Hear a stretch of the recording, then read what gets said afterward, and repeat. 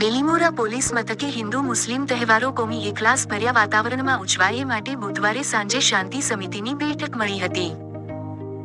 મુસ્લિમોના પવિત્ર મોહરમ તાજિયાનું જુલુસ ભાઈચારા વચ્ચે શાંતિપૂર્ણ માહોલમાં પાર પાડવામાં આવે તે અર્થે પીઆઈ જયદીપ ચાવડાની અધ્યક્ષતામાં શાંતિ સમિતિની બેઠક મળી હતી.